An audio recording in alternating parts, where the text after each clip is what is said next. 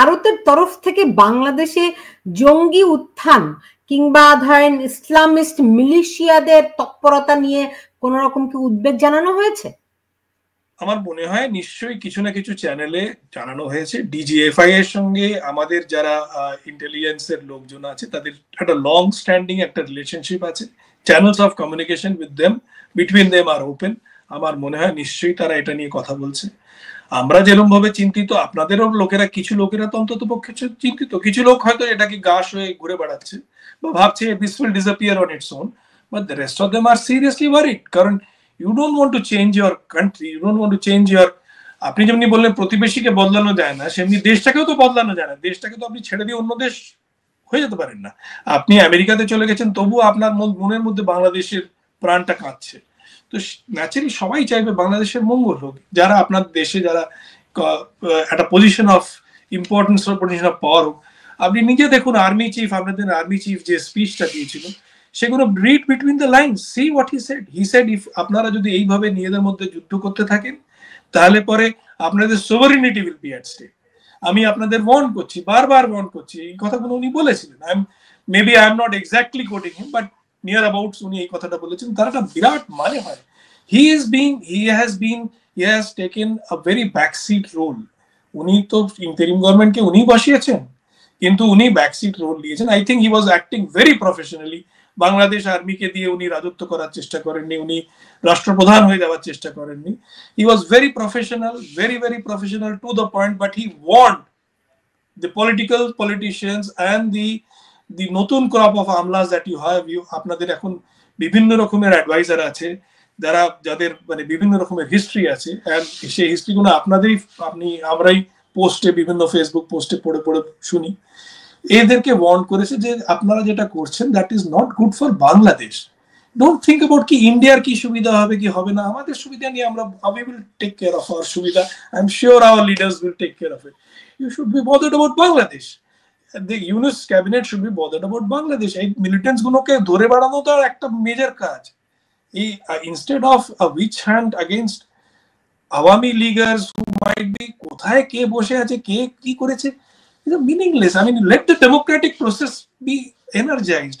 Let BNP, let Awami League hold its rallies. Awami লীগের rally হলে পরে তো আমি শুনেছি যে মারধর করতে শুরু করে দেয়, যে আওয়ামী লীগকে র্যালি করতে দেবে না। That is reminiscent of what the German storm troopers used to do in Hitler's regime. Do you realise that? জি, এখন ধরেন এই বিষয়গুলো নিয়ে কি কোনো কথা আলাপ আলোচনা হয়েছে কিনা? এই ভারতবর্ষ তো এরকম ভাবে বলবে না তোমরা অমুককে ইলেকশনে লড়তে দাও, অমুককে লড়তে দিও না, এরকম তো ভারতবর্ষ করতে পারবে না। বা এটা ব্রড একটা প্রতিবেশী রাষ্ট্র বন্ধু হিসেবে বলতে পারে যে আপনারা ডেমোক্রেসি, আমরা আহ্বান করব যে আপনারা ডেমোক্রেটিক ইসের দিকে মুভ করুন। ভারতবর্ষ তিনটে শব্দ সবসময় ইউজ করে, ডেমোক্রেসি, ইনক্লুসিভনেস অ্যান্ড প্রোগ্রেসিভনেস। তার মানে কি? ডেমোক্রেসি মানে আমরা চাই, আমরা যেহেতু নিজেরা ডেমোক্রেসি, আমরা চাই আশেপাশে সবাই ডেমোক্রেসি হোক। আমরা দেখেছি যে ডেমোক্রেসির সঙ্গে ডিল করা সোজা। মিলিটারি গভর্নমেন্ট যখনই ইয়াহিয়া খান, আইয়ুব খান পাকিস্তান চালিয়েছে, আমাদের সঙ্গে যুদ্ধ হয়েছে। দুটো যুদ্ধই ওরা, তিনটে যুদ্ধই ওরা হেরেছে, that is a different story. But ওরা যুদ্ধ হলে পরেও আমরা দেখেছি সিভিলিয়ান গভর্নমেন্টের সঙ্গে আমাদের টেনশন থাকলে পরেও কোনো যুদ্ধ হয়নি। কার্গিল যুদ্ধ করিয়েছে কিন্তু আর্মি উইদাউট টেলিং দি সিভিলিয়ান লিডারশিপ। সিভিলিয়ান লিডারশিপকে না বলে ওরা যুদ্ধটা করেছিল। কার্গিলে একটা সারপ্রাইজ, একটা পিক্সের মধ্যে কিছু একটা ওয়েস্টল্যান্ডে গিয়ে ওরা বসে গিয়ে তারপরে মার খেয়ে আবার ফেরত গেছে। But that's a different story. তো because we know that democracy is a better form of government, লোকেরা তাতে খুশি বেশি থাকে, আমরা তাই জন্য বলি। আমরা তো ইনসিস্ট করতে পারি না, আমরা তো গিয়ে ওখানে গিয়ে ইলেকশন করাতে পারি না, আমরা বলি প্রোগ্রেসিভ। কারণ না, বুঝতে পারছি। এখন যে বিষয়গুলো মানুষের সামনে এসছে, ধরেন চায়নার সঙ্গে বাংলাদেশের সম্পর্ক, ভারতের সঙ্গে আমেরিকার সম্পর্ক, আবার চায়না ভারত রাশিয়ার সম্পর্ক, আপনি জানেন সব মিলিয়ে একটা জটিল পরিস্থিতি। এই পরিস্থিতিটা আমাদেরকে যদি একটু সহজ করে ব্যাখ্যা করতেন, বাংলাদেশের সঙ্গে যদি চায়নার সম্পর্ক সুসম্পর্ক হয়, যদি কোনো প্রধান উপদেষ্টা, আপনি জানেন কতগুলি প্রতিশ্রুতি নিয়ে এসেছেন, যেই প্রতিশ্রুতিগুলো সাবেক প্রধানমন্ত্রী শেখ হাসিনার সঙ্গেও ছিল, ফলে নতুন কোন দিক এখানে আছে কিনা, ভারত বিষয়টিকে কিভাবে দেখছে? দেখুন, দুটো জিনিস, আপনাদের সঙ্গে সবার সম্পর্ক হবে এবং সবার সম্পর্ক থাকবে, এটা নর্মাল। চায়নার সঙ্গে হবে আমাদের, আমি তো বললাম আপনাকে যে চায়না আমাদের second largest trading partner, third largest বা সেকেন্ড লার্জেস্ট হোয়াটএভার, মোটামুটি আমেরিকা, ইউরোপিয়ান ইউনিয়ন আর চায়না, এই তিনটে আমাদের বড় ট্রেডিং পার্টনার। তো চায়নার সঙ্গে তো আমাদের বর্ডারে টেনশন আছে, তার সত্ত্বেও আমাদের এত ট্রেডিং হয়। জি এসে মোদির বাড়িতে এসে একসঙ্গে দুজনে দোলনা ঝুলেছে, তো সেই রিলেশনশিপ তো আমরা মেনটেন করি, আমাদের তো কোনো ইয়ে নেই। কিন্তু yes, if it comes to this thing, আমরা বলেছি we are on the side of quad. Quad আপনি জানেন, একটা গ্রুপিং, আমেরিকা আছে, আমরা আছি, অস্ট্রেলিয়া আছে, জাপান আছে।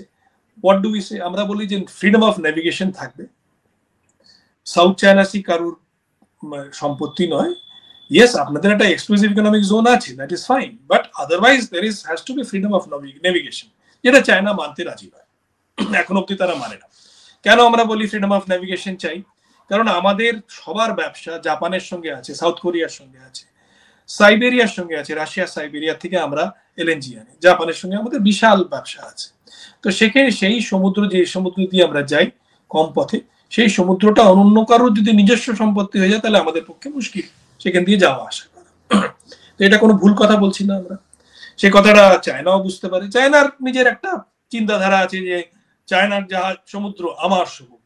এখন যদি বাংলাদেশ চিন্তা করে বেঙ্গলের সমুদ্র, বে অফ বেঙ্গল আমার বে, সেটা তো একটু ভুল হয়ে যাবে। আমরা বলতে পারি ওয়েস্ট বেঙ্গলের বেঙ্গল, তাহলে এরকম ভাবে তো হয় না, এই জিনিসটা তো এরকম ভাবে হয় না। Yes, everybody has an exclusive economic zone and they should exploit that exclusive economic zone, কিন্তু you cannot curb the right freedom of passage of ships, তাহলে তো ইন্টারন্যাশনাল ট্রেড শেষ হয়ে যাবে, এক নম্বর। কিন্তু এই যে জিনিসগুলো, এই যে টানাপোড়া আছে between the super powers of the world, America, এদিকে আপনি ধরে নিন চায়না, একটু লেসার ডিগ্রিতে সুপার পাওয়ার বলতে পারেন ফ্রান্স, ইংল্যান্ড, রাশিয়া, আর একটু লেসার ডিগ্রিতে রিজনাল পাওয়ার বা সুপার পাওয়ার বলতে পারেন ভারতবর্ষ, ব্রাজিল, ইরান, এগুলো তো আছে, টানাপোড়া তো আছে। কিন্তু তাই সেই টানাপোড়ার মধ্যে ইউ হ্যাভ টু নেভিগেট। অনেকের ধারণা, আমার এটা ধারণা নয়, কিন্তু অনেকের ধারণা যে শেখ হাসিনাকে যে লাস্ট মোমেন্টে যে এই স্টুডেন্ট রিভোল্ট বলে যে রিভোল্টটা হলো, many believe it is a colour revolt, in fact সেটা হয়তো আমারও একটু সন্দেহ আছে। এই কালার রিভোল্টটার পিছনে এই কারণ একটা ছিল যে শেখ হাসিনা এই যে ব্যালেন্সিং গেম খেলতে গিয়ে একটু বেশি চায়নার দিকে ঝুঁকে পড়েছিলেন। কক্সেস বাজারে একটা পোর্ট বানাতে দিয়ে দিলেন চায়নাকে, যেখানে 6টা সাবমেরিন থাকতে পারে, 8টা বড় ওয়ারশিপ থাকতে পারে। বাংলাদেশ কাছে একটা অফ কিন্তু ডিস্ট্রয়ার নেই, বড় ওয়ারশিপ যাকে বলে সেটা নেই, ফ্রিগেট আছে, 2টো পুরনো সাবমেরিন আছে, এটা চায়নার থেকেই কেনা। সেখানে আপনি এত বড় একটা পোর্ট বানালেন, লোকেদের অনেক সময় ভাবতে পারে যে এটা কি তাহলে মানে will this be a Chinese naval port which will directly impact not only India but also American presence in Singapore? এইখানটাতে ইন্ডো প্যাসিফিক নিয়ে সবচেয়ে বেশি চিন্তা কে করছে? আমেরিকা। ক্লিন্টন ফাউন্ডেশনের সঙ্গে কার বন্ধুত্ব ছিল? ইউনুসের। সো জামাতি মিলিয়াকে কে বলতো যে দে আর লিবারাল ইসলামিস্ট? আমরা বলতাম না, এটা বলতো আমেরিকা। ঠিক আছে, এখন আমেরিকায় একটা ইলেকশনের ধরুন আর একটা গভর্নমেন্ট এসছে, তারা ইউনুস সরকারকে খুব একটা পছন্দ করছে না। আগে যে কে কোন ইউএসএড এর থ্রু দিয়ে কি আপনাদের ওখানে কি $50 বিলিয়ন কাকে কাকে দেওয়া হয়েছিল সেটা তারা এক্সপোজ করছে, তারা বলছে, খণ্ডন করছে, ইউএসএড থেকে কোনো টাকাই যাবে না এখন বলছে।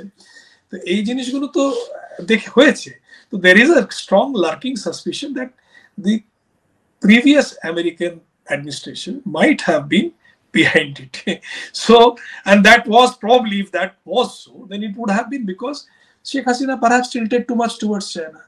Now Mr. Yunus goes to China and says all kinds of things. কিন্তু শেখ হাসিনার বিরুদ্ধে অভিযোগ তো শেখ হাসিনা ভারতের প্রতি নত জানো। আপনি আমাকে বলুন যে ভারতের সঙ্গে সুসম্পর্ক রেখেছে, কিন্তু ভারতের জন্য কি করেছে শেখ হাসিনা, আপনি আমাকে বলুন তো। জঙ্গি দমন করে বাংলাদেশের ভেতর থেকে ভারতকে ট্রানজিট দিয়েছে, এটা অনেকে বলে। এখনো অবধি একটা ট্রাক কলকাতা থেকে আগরতলা বাংলাদেশের থ্রু দিয়ে যায়নি, এখন অবধি যায়নি, ঠিক আছে?